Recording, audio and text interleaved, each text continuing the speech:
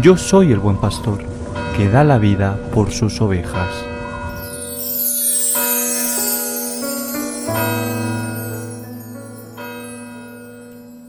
El Señor esté con vosotros. Y con tu espíritu. Lectura del Santo Evangelio según San Lucas. Gloria a ti, Señor.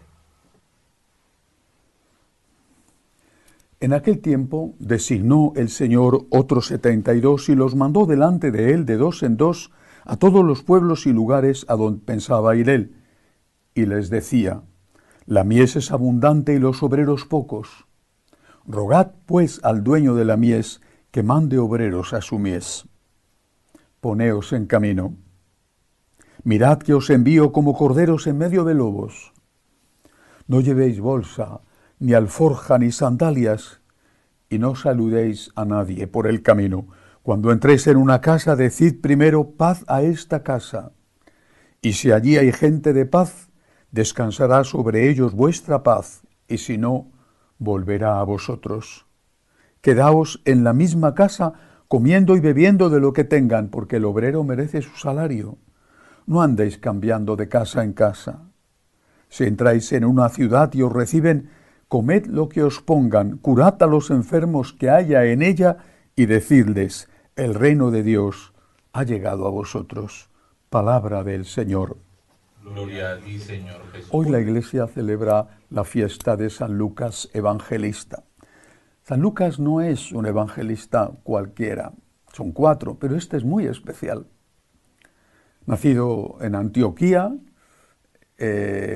una gran ciudad romana en lo que hoy es Turquía, allí, pagano, conoció a San Pablo, se convirtió y fue desde entonces su más fiel seguidor. Era médico de profesión, lo cual indica que cuando conoció a San Pablo ya tenía una cierta edad, siguió al apóstol, escribió no solamente el Evangelio, sino el libro de los Hechos de los Apóstoles, que termina abruptamente, por lo cual la Iglesia ha pensado siempre, la tradición nos ha enseñado que también él muere mártir, quizá no junto a San Pablo, pero sí en una situación próxima, en un tiempo cercano. Es muy interesante el Evangelio de San Lucas. Es muy interesante porque nos dice la seriedad que este hombre, médico, científico, por lo tanto, se tomó para averiguar si lo que contaba San Pablo era de verdad lo que había ocurrido, si lo que contaban aquellos primeros cristianos era auténtico, porque él se estaba jugando su vida, su profesión, su futuro, para seguir a él esa historia sobre un tal Jesús de Nazaret. Y si era mentira, él no quería engañarse. Y por eso se dedica a investigar. Esto es lo que dice el inicio, el arranque de su evangelio. Algunas personas se han empeñado por ordenar una narración de los acontecimientos que han ocurrido entre nosotros. Algunas personas no las menciona, pero para entonces ya estaba escrito al menos el Evangelio de San Mateo y quizá incluso ya San Marcos, que había sido también discípulo de San Pablo, pero luego pasó a ser discípulo de San Pedro, quizá para entonces también San Marcos ya había empezado a escribir su Evangelio. Hay que tener en cuenta que San Lucas muere en la persecución, mes arriba, mes abajo, año arriba, año abajo, en la persecución que mata a San Pablo, es decir, que muere en la segunda década de los años 60, 30 años después de la muerte de Jesús. Ya se ha escrito el Evangelio de San Mateo y ya se ha escrito posiblemente el Evangelio de San Marcos, aún no el de San Juan, que será el último. Por lo tanto, el Evangelio de San Lucas está escrito en torno a los años 60, repito, 30 años después de la muerte de Jesús, cuando los testigos, muchos de ellos, la mayoría de ellos, todavía vivían. Algunas personas han hecho empeño por ordenar una narración de los acontecimientos que han ocurrido entre nosotros, tal como nos han sido transmitidos por aquellos que fueron los primeros testigos y que después se hicieron servidores de la palabra. Está describiendo sencillamente cómo fue la evangelización.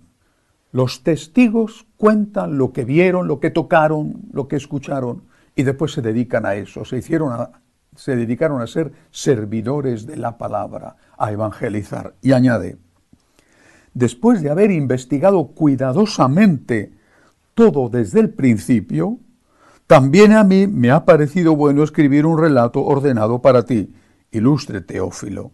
De este modo podrás verificar la solidez de las enseñanzas que has recibido.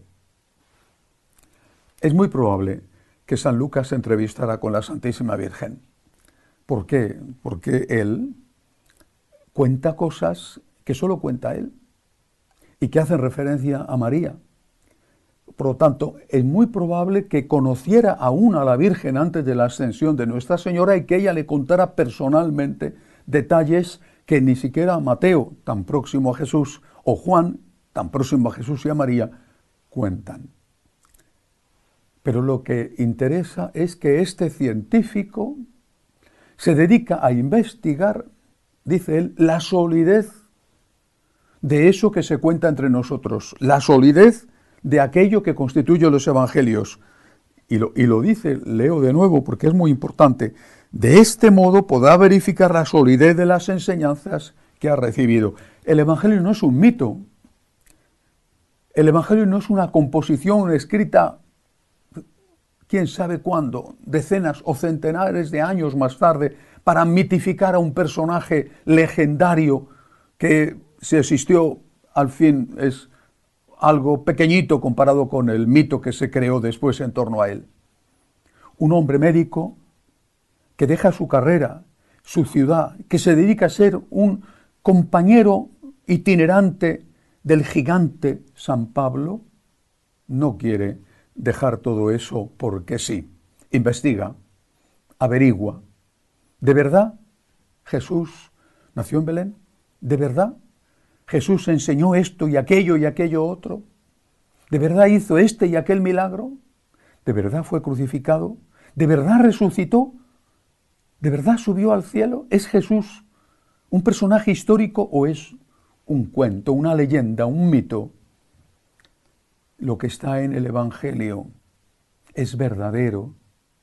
Ha sido firmado con sangre, la de esos testigos de los que habla San Lucas.